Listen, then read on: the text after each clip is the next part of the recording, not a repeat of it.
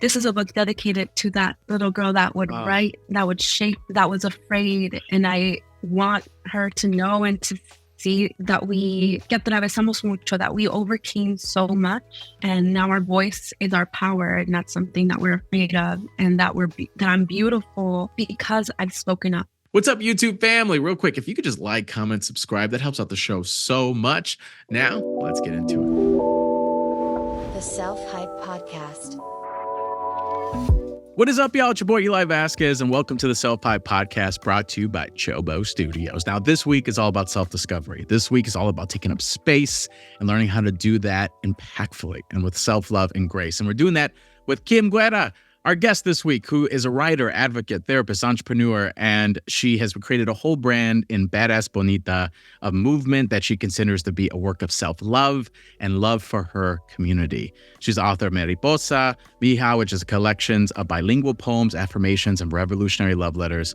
Her latest book, Badass Bonita, is for all humans that want to give themselves and their community wings to revolutionary love. It's going to be popping, it's going to be meaningful, and it's going to be dope. Can't wait to jump in. I'm so excited to connect with you. And I did the intro before we jumped on this ep, so people got a little taste of who you are. But if people don't know you in these digital streets, like, you're about that self-discovery, you're about that expansion, you're about taking up that space, you're about breaking that damn silence, and you have the content and community and book to prove that. But before we even jump into all this, like, I'm curious, like, what was your breaking of the silence moment? Like, how did we even get to this beautiful space that we're doing all this? It's a beautiful question. Yeah. I feel it was like a combination of many moments where I had to be intentional of breaking the silence that I grew up feeling like that silence was my home and my destiny. And I remember the first time I started speaking about my story, I started speaking about abuse in my family and my childhood. I was shaking.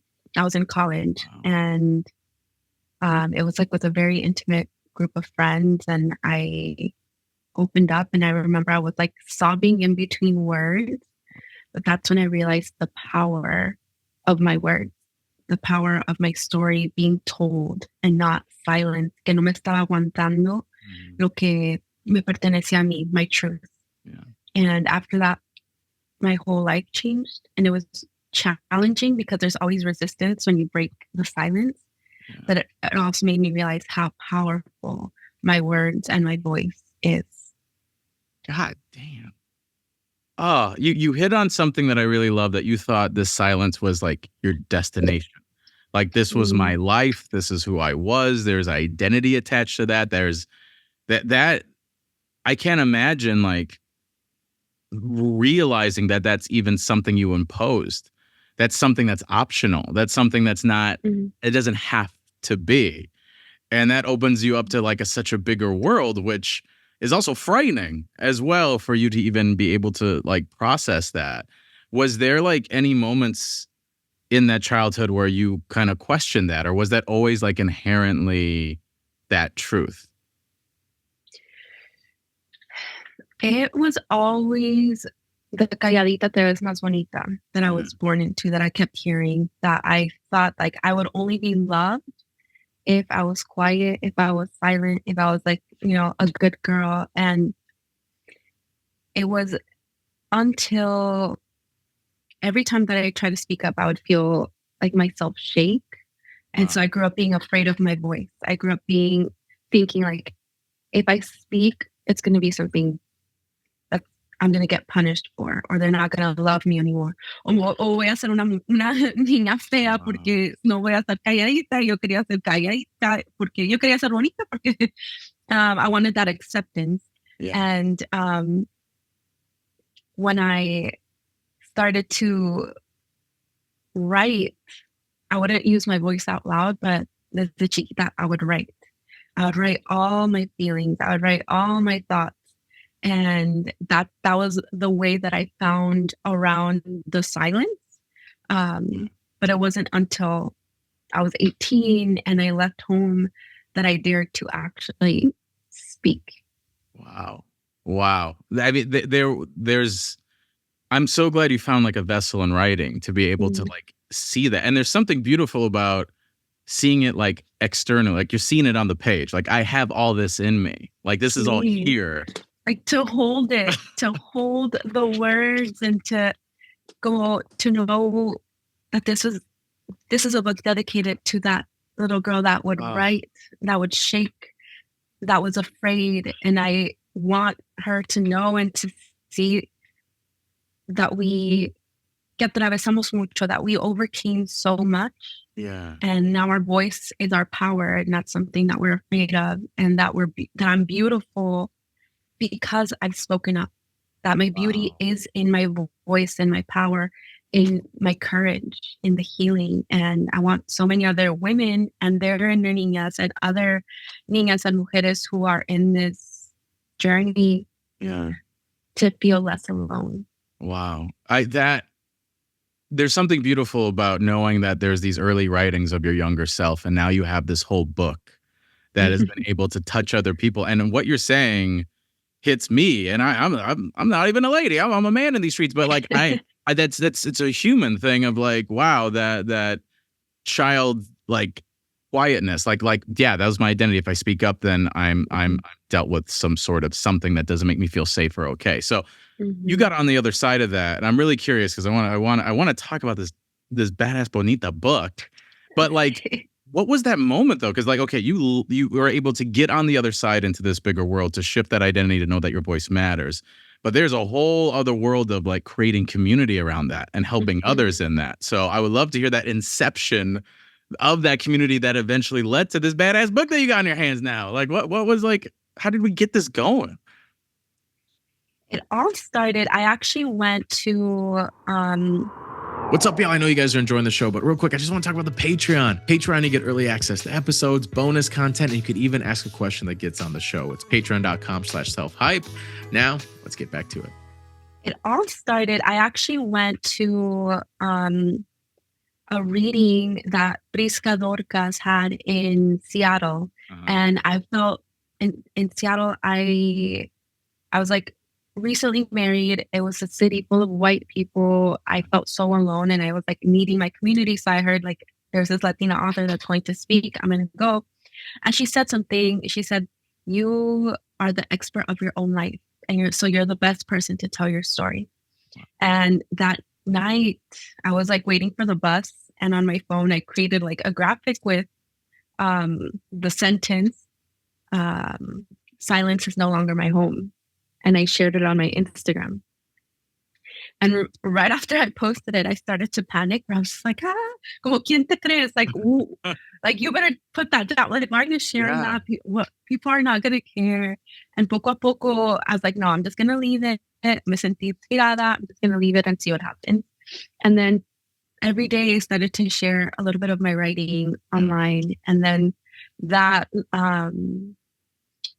kind of paired itself with me having this moment where I felt like I was losing myself, and I was like, what are the words that I can use to como que darme fuerza, to give me strength, to remind me who I am and the beauty in me. And then I was in the bathtub, I was like, where I am, and I made a design that said brown badass bonita, like that. And I put that on a shirt. And then a few days later, I got it and I put it on Instagram saying, look, I'm a brown badass bonita. And then women from all over the world were writing to me like, I'm a brown badass bonita too. Nobody had told me. Nobody had told me. And from then it became a community where I felt accompanied by other, brown badass bonitas. And from there, it was a sharing of community, of experiences, of story, of words, of affirmation and advocacy. And desde entonces, I feel like my community has walked with me since that first little post to the book now. And it's been such a beautiful, life-changing thing for me. Oh my God. Okay, so you were able to, like, and I think this is really good for everyone hearing, that you got on the other side and you're able to speak up and everything's great and everything's happy now and you never have any worries in the world. Yay. No, like, even realizing that there's still these extra layers of this healing process that is frightening. And I love how you were able to be candid and share. I even made a post just sharing this, and that inner conflict in my head, that old narrative kept coming back. And what's beautiful is you didn't let it get in the way. Like, you were able to, okay, I know you're there, move to the side. I'm still going to take this action because it serves me ultimately. That's a beautiful process. And I think that's really great for people hearing that. It's like, oh, I'm supposed to be fixed. I'm supposed to be 100% all together. And once I realize that, then everything's easy. But you still had those inner conflicts inside you. So that's phenomenal that you were able to choose yourself through that process either way. That's amazing. Y todavía los tengo. Still, it's like an everyday choice to be courageous in how we show up and take up space. And I want to add one more thing, because I do think it's important for people to hear this. It's like when we share our truths, our stories, our voice, our things that are important to us, that we create. Yeah. Like, it's an act of vulnerability. It's an act of love. Yeah. But it's also an act of service for your community, for this world, because this world needs more of us creating. See, I see it as like medicine that we're sharing with the world. Yeah. And I had something similar that happened to me when I first released my first book, Mariposa. Yeah. And I didn't think anybody would read it. And then a few days later, I got like a call that it was like on the bestsellers list on Amazon. And then after that, people were reaching out for me to do readings and stuff.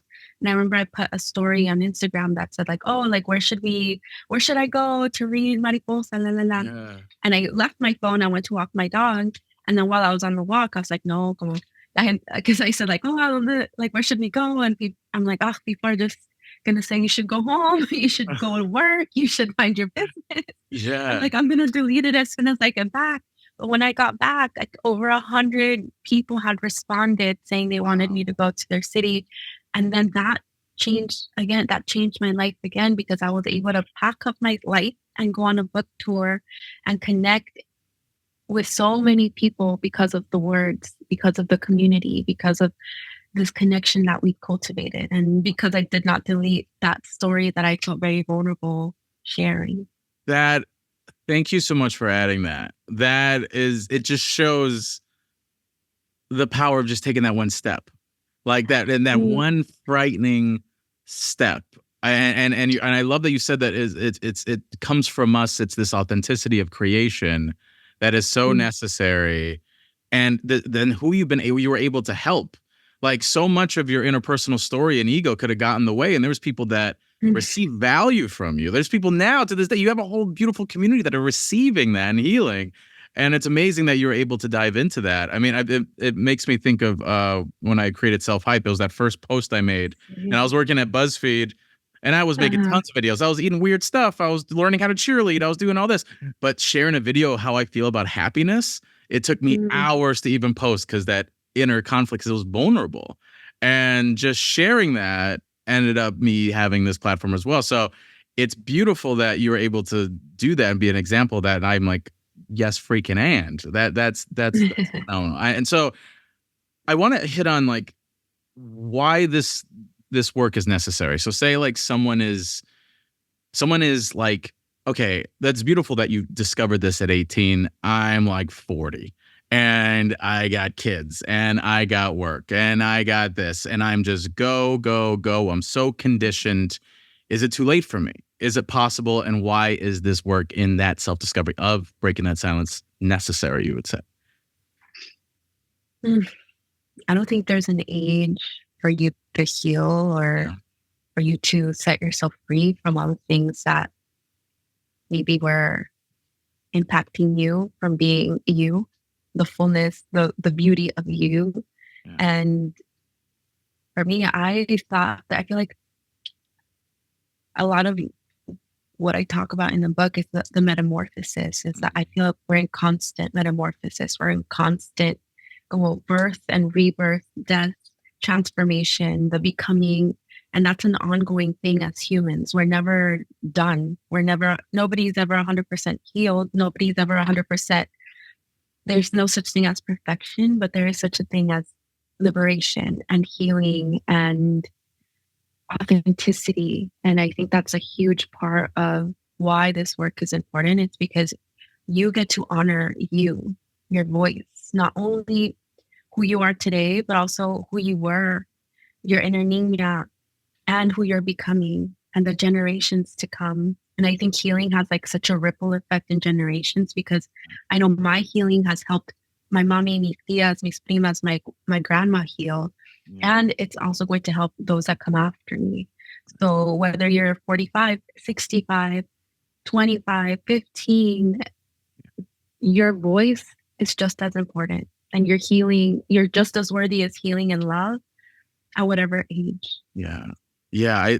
That liberation is so key. Is that it's because everything you're saying sounds so freeing. It sounds like I could finally take this weight off. I could finally I don't have to to have this like survival or the singular mindset where I have to like carry this and it's staying silent could feel heavy, and not expanding could feel more painful than staying still. I mean, and just staying still could be more painful than expanding. So that liberation is so key, where just give yourself that space and moment. I mean, and that's so necessary because we got to see it. I want to hit on the book though, and you got to hit on a little bit of it, but like, if you could hit on like, okay, why should I pick this up? Like, what is like a core principle? Like, maybe I'm a little overwhelmed. Maybe I'm like, I never done this stuff before. I'm freaking out. Like, especially in our community, like I'm the first in my family to go to therapy, man, what have you. I'm the first one to even talk about this stuff. So it can be really lonely, like picking up a book like this. And I guess like, what is a way that you would probably like kind of explain the book to be like, hey, let me hold your hand through this. I'm sure it's not scary and overwhelming. You could pick it up and go, but just say someone who's starting off in this journey, what would you tell them to like get started on the Badass Bonita train, if you will? No, entiendo that doing this type of work, every time I have, I work with mujeres, my clients in groups, it's hard and it's heart work. What's up, y'all? I know you guys are enjoying the show, but real quick, I just want to talk about the Patreon. Patreon, you get early access to episodes, bonus content, and you could even ask a question that gets on the show. It's patreon.com/selfhype. Now, let's get back to it. It's hard and it's heart work. Yeah. It's like I want people to know, like, if you're going to pick up this book, your heart is going to work, but it's also going to heal. And I also feel like a lot of times, like our community, there is that resistance, como ese miedito a entrar a estas conversaciones. There's a lot of things that I talk about that we're told not to talk about. And as also the first one in my family to go to therapy and also become a therapist, como I am a strong believer in que sanamos mejor con amor y cariñito. Sometimes we feel like healing or terapia, it's like we have to get re-traumatized, or it's going to be like this horrible, dreadful thing, because oftentimes that's what trauma feels like, especially if you've been told not to talk about it, if you've been avoiding it, o si te has estado aguantando toda la vida. Claro que enfrentando eso, facing those fears, facing that trauma, facing those shadows that you've been running away from or just holding in for so long, it can feel really, really scary. And oftentimes, like, I liken it to feeling like you're about to jump off a cliff. Yeah. And like belly flop. And part of the work and the book is como, holding your hand and saying, like, one, we're not going to jump off a cliff. Two, I want you to know that you know how to swim, and I'm going to give you the tools and the words and the como acompañándote en este camino, in this path, so that you're able to use the tools for you and apply them to your story and apply them to your life in a way that feels loving and caring to you, because it doesn't have to feel like you're going back into war. Es más bien como que te estás apapachando y te estás conociendo, te estás dando amor. Y I feel like in this book, you don't feel alone, because that healing can be a very lonely path if you're the only one in your life and your family. And I think part of the reason I wrote this book and how I wrote it is for you to not feel alone, that many people are walking this path with you and before you, and that your path that you're paving, other people are going to also benefit from. Wow. Wow. There's something that, and thank you for expressing that. You've done that in such a beautiful way where it's not jumping off a cliff. It's like swimming, and I'm walking you through that. Mm-hmm. And it's really just this journey that could flow versus this crash.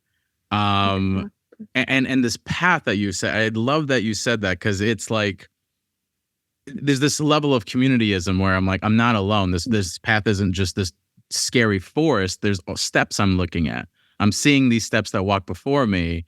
I'm going to walk it too. And it's necessary for me to walk this path, because then that path is a little more defined for the person before me.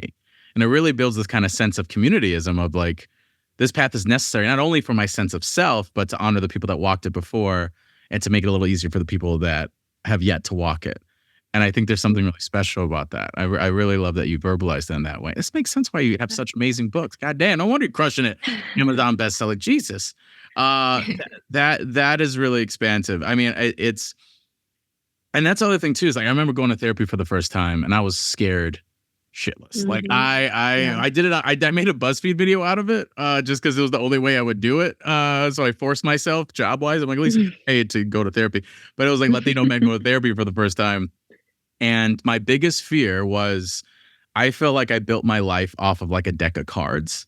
And I felt if I was going to go to therapy, someone was going to pull that card at the bottom and it was all going to crash down. Like I built all this defensiveness and lack of vulnerabilities and it got me this far. Now, if I dive into it, it's all going to crash.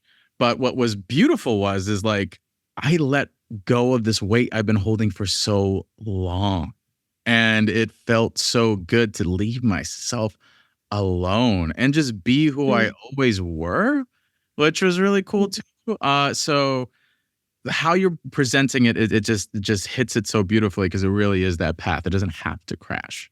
And I love that you have that community as well. That's it's like the dejarte ser y dejarte ser en paz. Like for you to let yourself be, but also to learn what it's like to have peace in your life. Because when we're surviving, we don't really know peace. We know the day by day, and we know like coping mechanisms, or like feeling like, yes, like this deck of cards, and it's exhausting trying to uphold this deck of cards that you built. And when you have this space, whether it's a therapeutic space, whether it's a community space or healing space, you learn to live and breathe and heal instead of just survive.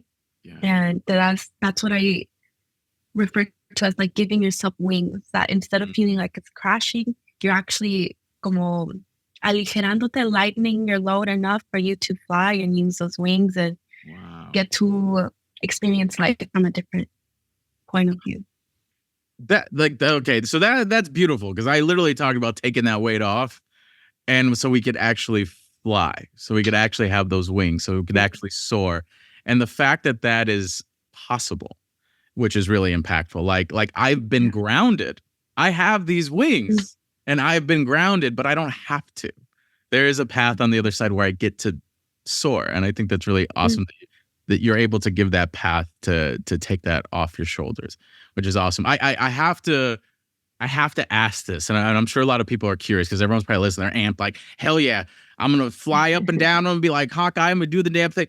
But where does like relationships come into play? So say it's like, okay, I'm on this journey.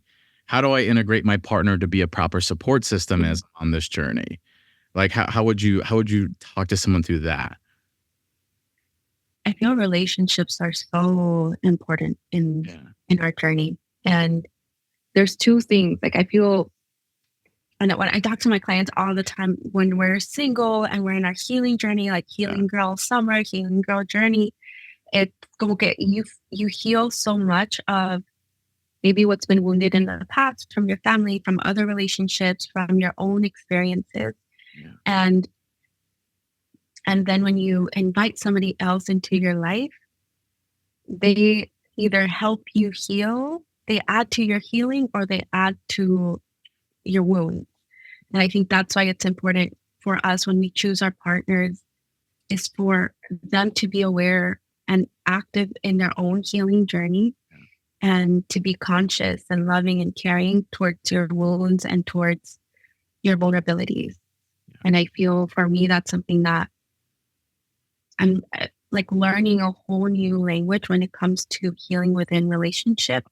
And especially if you did not grow up in healthy homes or having good examples of healthy relationships or healthy, whatever you want to call it, relationships, marriages, lo que sea. So I feel many of us are also paving, that's part of our path, is creating and cultivating secure and safe relationships, which doesn't mean that they're perfect. It doesn't mean that you're not going to hurt or make mistakes, but it's two imperfect people willing to heal and love and add to one another's healing and liberation. I think that's really that dedication, right? Is like, I know you're a human being. I know you have these imperfections, but you know that I'm also a human being as well. That self-awareness and accountability of I'm also a human being. And if anything, this work of learning to take that weight off, learning to express yourself more, having those inner conflict conversations and knowing how to mediate those conversations just adds to the relationship. Because like I'm able to verbalize to my partner, these are my interpersonal conflicts. And I would love you, and this is I'm taking accountability of this, but I would love for you to support me in these ways. But you having that conversation with your sense of self is so impactful to really give them a roadmap to be a support system to you as well, I'm sure. So that adds also to why this work is necessary. For sure. It's how we love ourselves that teaches them to love us better. Yeah. And it's also like being willing to work on ourselves and face our own, and I don't know if I can say it, but I'm like, face your own shit, you know, like you have to be willing to face your own shit and work it and turn it into compost so that it can turn into something beautiful. Porque a veces que we don't, like when it comes to relationships or when it comes to interpersonal conflict, instead of being accountable and facing our own shit, like we either avoid it, project it, or engage in unhealthy ways of conflict resolution instead of being like, okay, mira, these are the wounds, these are the things that I'm insecure about, these are my feelings, this is what I need to work on and what I'm willing to work on. Yeah. And that also invites your partner to say, okay, yes, like I need to work on this and I'm willing to work on this, or I'm willing to walk with you as you face these fears, as you face these insecurities, to reassure you and rewrite the story that you've had in your past or in your culture, in your mind, in your heart.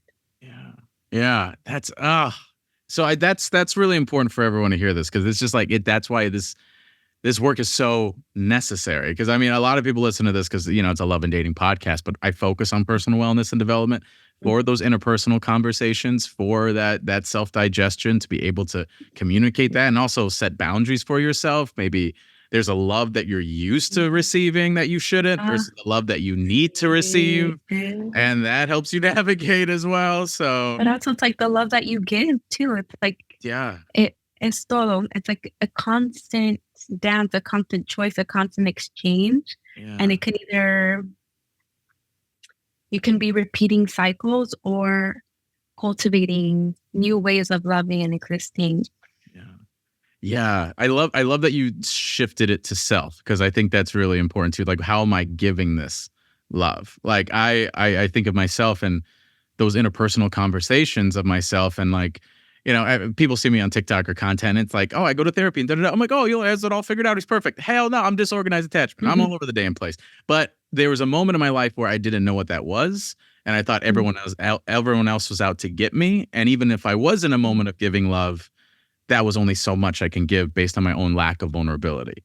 So now with that self-awareness and conversation, it's like, okay, these are the layers I have to move past in order to give love in a vulnerable, intentional way that I haven't done before, in order to get that vulnerable, intentional result that I crave so much.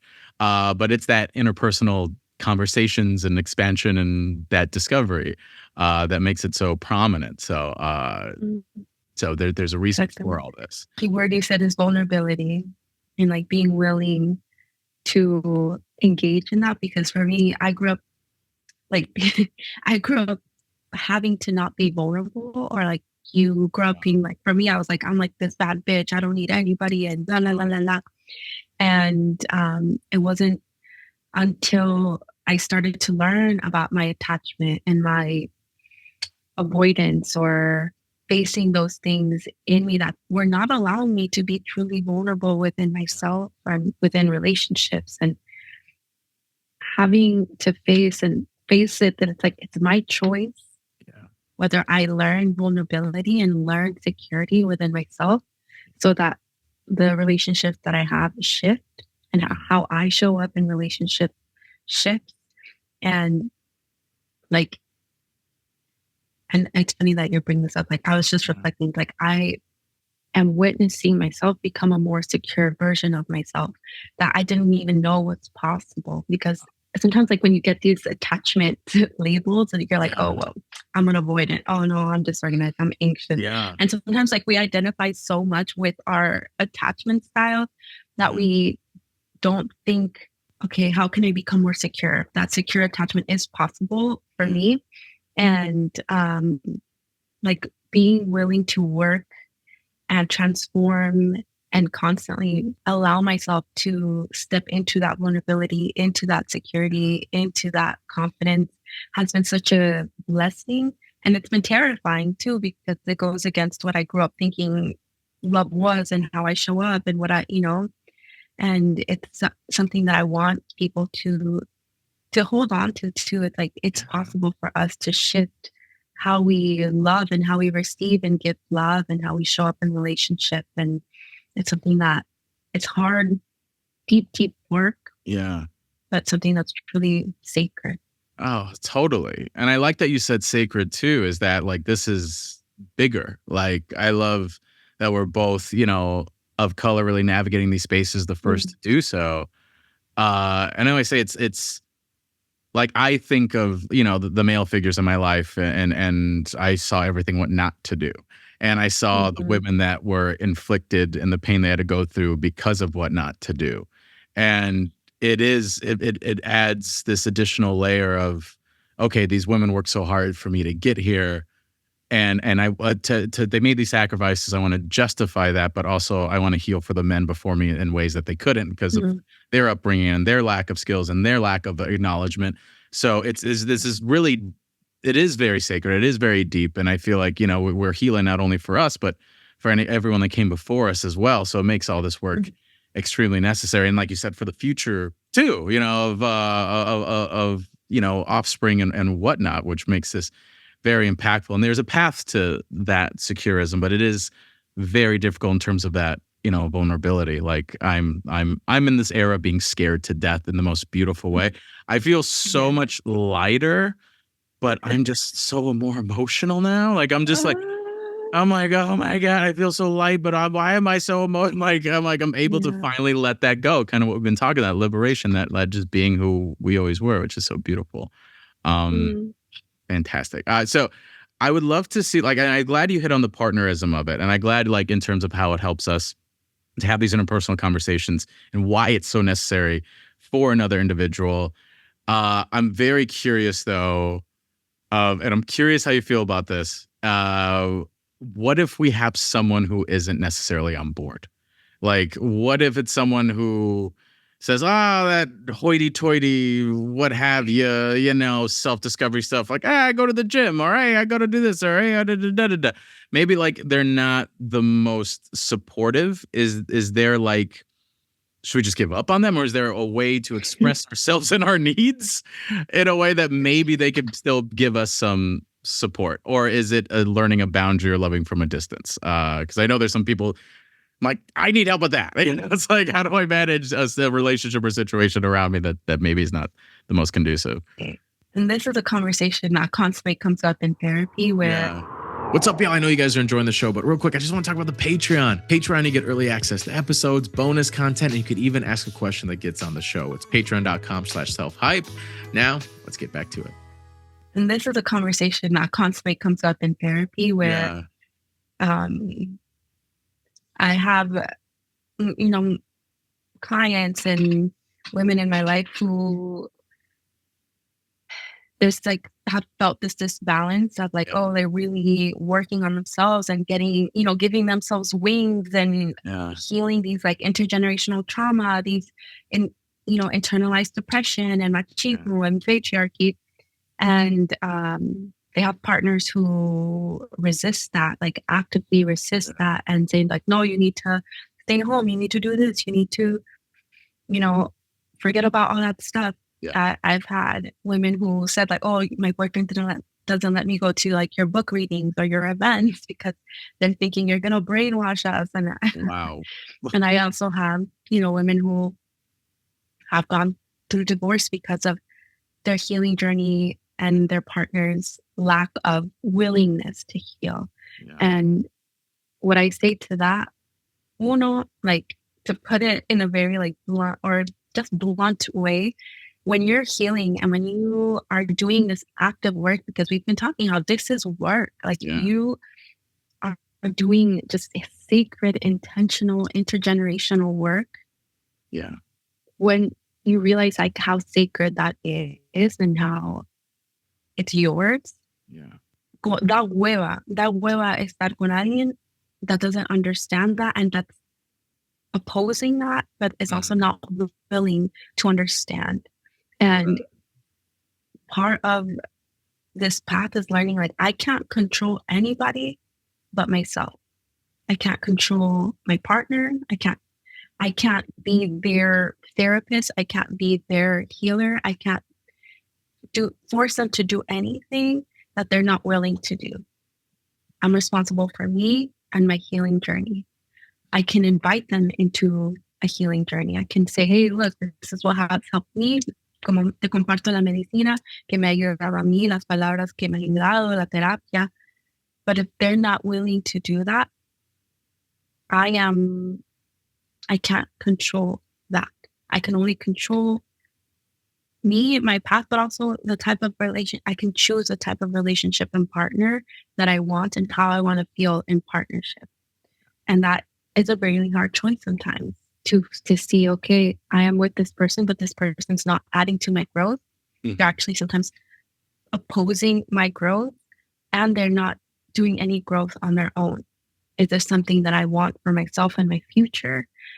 Sí o no? Is this something that I'm willing to accept? Okay, como siempre sin juicio, like without judgment, because you're making that choice. And for you to make that choice in an active, loving, self-aware way, you're the only one that can decide.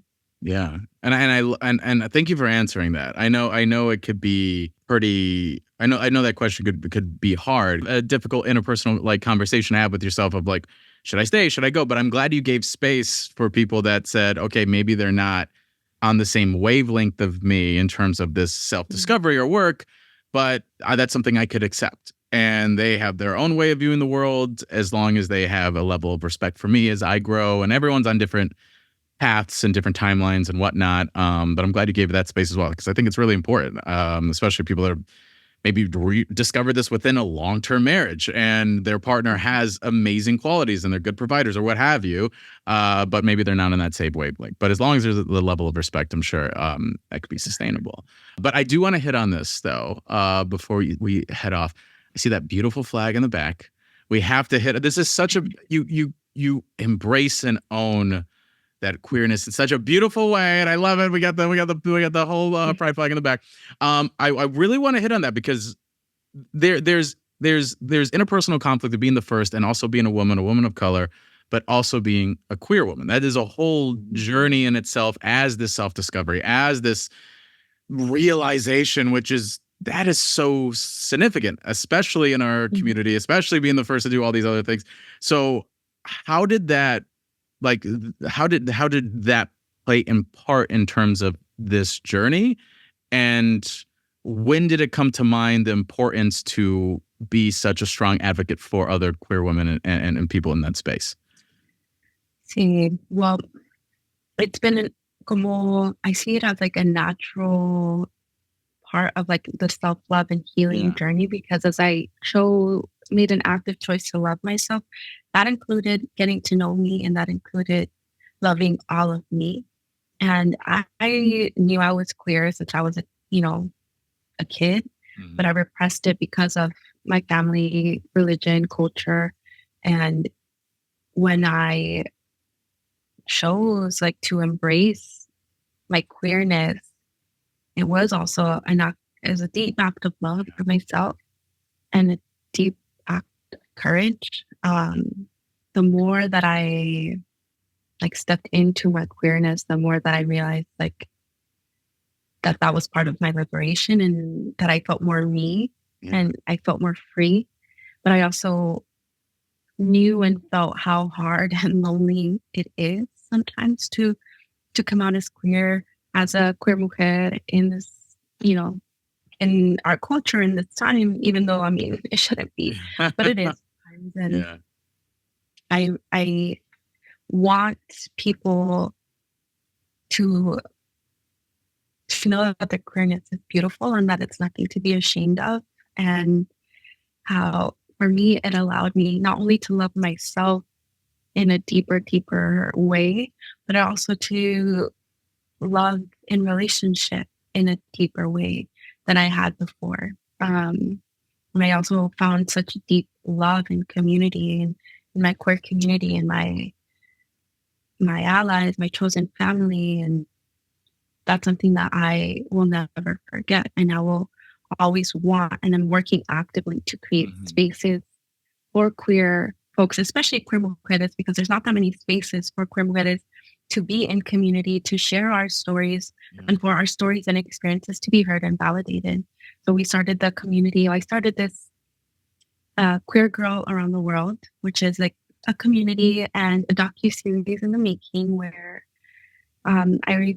it started when I was alone in a little cabin in Mexico and I was feeling very lonely. I'm like, okay, like how do the queer women find each other, especially like in a tiny town like this? There's no rainbow flags. There's like, I don't know if it's safe. I don't know how people go about it. I'm like, I'm not even looking for anyone to date. I'm just looking for other queer people to walk and talk to. How this project started, where I'm sure so many queer women ask themselves that, like, okay, where can I find other queer women? Where can I find other queer girls or just community for me to be with and share and heal together? Yeah. Oh, now we've traveled in different places and done events and hosted interviews and stories. And it's been such a powerful project. God damn, Kim, why are you so cool? God, it's like literally everything that like calls to you. You've been able to cultivate such meaningful experiences for yourself and for other people.